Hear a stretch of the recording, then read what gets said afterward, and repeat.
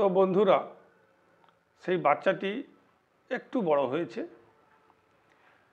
তো সেই বাচ্চাটিকে নিয়ে তার মা এবং বাবা দুজনে মেলায় যাওয়ার প্রস্তুতি নিচ্ছে। মেলা দেখতে যাবে, সবাই মিলে মেলা দেখতে যাবে। তো সেই জন্য সকলের একটা করে নতুন পোশাক কেনা হয়েছে। নিজের জন্যও কিনেছেন ভদ্রলোক, স্ত্রীর জন্যও কিনেছেন, ছেলের জন্যও কেনা হয়েছে।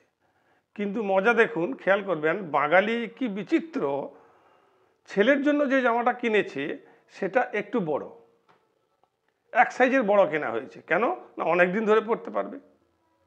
বাচ্চা এবারে কনফিউজ, আমার মাপের জামা না কিনে আমার চেয়ে বড় জামা কেনা হয়েছে, আমি বেশি দিন ধরে পরতে পারবো বলে। আর যখন আমার ঠিকঠাক সাইজের হবে তখন তো এই জামাটা পুরনো হয়ে যাবে, তাহলে কি লাভ হবে? বাচ্চা কনফিউজ, সাইজের চেয়ে বড়, নিজেরা কিনেছে সাইজে মাপে টাইট ফিটিং, আমার জন্য সাইজের চেয়ে বড়, কি আর করা যাবে, মেনে নিতেই হলো। এরপর তারা সবাই মিলে গেছে মেলায়, মেলা দেখতে। তো সেখানে গিয়ে মা বাবা আর ওই শিশুটি দুজন আলাদা হয়ে গেছে। মা বাবা অন্য জায়গায়, শিশুটি অন্য জায়গায়।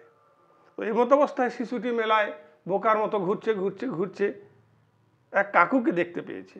যে বলছে, কাকু কাকু, আমি না মা বাবাকে খুঁজে পাচ্ছি না, আমার বাবা মা হারিয়ে গেছে। তখন সে কাকুটি কনফিউজ, বলে মা বাবা কি করে হারিয়ে যায়? সে বলছে, না বাবা, মা বাবা হারিয়ে যায়নি, তুমি হারিয়ে গেছো। ছেলেটি এবারে কনফিউজ, মা বাবাই তো হারিয়ে গেছে। সে তখন তার কাকুকে বলছে, আচ্ছা কাকু, তুমি বলো তো, তুমি আমায় দেখতে পাচ্ছ? না, হ্যাঁ আমি তোমায় দেখতে পাচ্ছি। না, আমিও তো তোমায় দেখতে পাচ্ছি, তাহলে আমি কি করে হারিয়ে গেলাম? হারিয়ে গেছে তো আমার মা বাবা। কাকুটি তখন কনফিউজ। যাই হোক, কিছুক্ষণ পর সে চিন্তা করলো লোকটি, যে এ বাচ্চা হাইব্রিড, একে নিয়ে পারা যাবে না, ঠিক আছে একে মেলা অফিসে নিয়ে যাই, ওখানে নিয়ে গিয়ে হাজির করালে নিশ্চয়ই কিছু একটা সমস্যার সমাধান হয়ে যাবে। তো মেলা অফিসে নিয়ে গিয়ে বলছে, দাদা এই বাচ্চাটা হারিয়ে গেছে, আপনারা একটু মাইকে অ্যানাউন্স করুন, বাচ্চাটির মা বাবাকে যেন পাওয়া যায়। মেলা কমিটির লোকেরা বলছে, ঠিক আছে, আমরা দেখছি কি করা যায়, তো আপনি বসুন। বলে, কেন দাদা, আমি কেন বসবো? কনফিউজ, আমি বাচ্চা পেয়েছি, আপনাদের কাছে দিয়ে গেছি, আপনারা ব্যবস্থা করবেন, আমি কেন বসবো?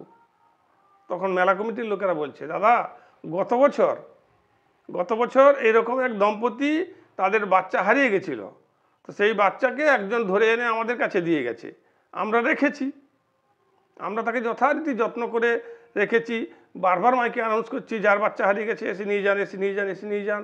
ও বাবা, দেখি 2 ঘন্টা পরে সেই দম্পতি ফিরে এসে বাচ্চাটিকে নিয়ে গেল। আমরা কনফিউজ, কি ব্যাপার?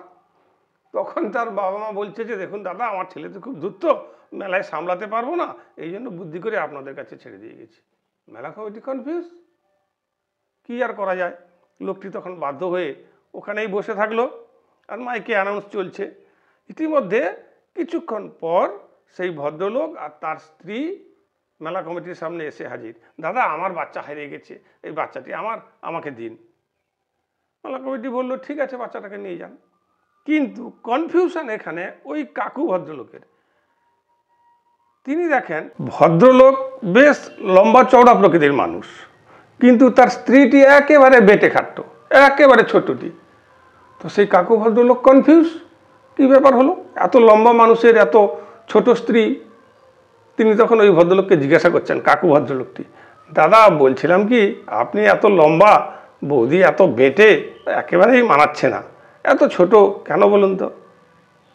তখন ভদ্রলোক বলছে, দাদা, প্রবলেম যত ছোট হয় তত ভালো।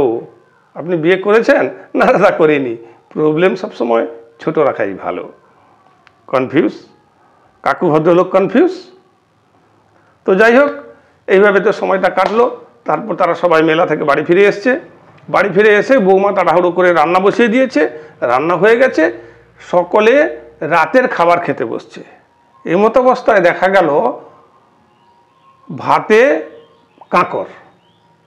কাঁকর। তখন শাশুড়ি মা তো রেগে আগুন, বলছে, বৌমা, তোমার বাবা মা তো 2টো চোখ দিয়েছে, ঈশ্বর তোমাকে 2টো ড্যাবড্যাবে চোখ দিয়েছে, তো চোখ দুটো দিয়ে দেখতে পাওনি যে ভাতে কাঁকর আছে, ওগুলো একটু বেছে দিতে পারোনি? তখন বৌমা তার শাশুড়িকে কি উত্তর দিচ্ছে দেখুন, অদ্ভুত উত্তর। শাশুড়ি এবার কনফিউজ, বলে মা আমাকে তো দুটো চোখ দিয়েছে ঈশ্বর, আমি দেখতে পাইনি কাকড়গুলো, কিন্তু তোমাকে তো 32টা দাঁত দিয়েছে, তাই এই পাথরটাকে তুমি 32টা দাঁত দিয়ে একটু ভেঙে দিতে পারছো না? শাশুড়ি মা কনফিউজ। তো বন্ধুগণ, আজ এই পর্যন্ত। পরবর্তী এপিসোড আরও ইন্টারেস্টিং নিয়ে আসছি। ভিডিওটি যদি তোমাদের ভালো লেগে থাকে প্লিজ একটু লাইক করে দিও, সাবস্ক্রাইব করো আর কমেন্ট করে বলে দাও কেমন লাগছে। আর যদি তোমরা আমাকে ফেসবুকে দেখছো তাহলে আমার ফেসবুক পেজটি একটু ফলো করে দিও। Thank you.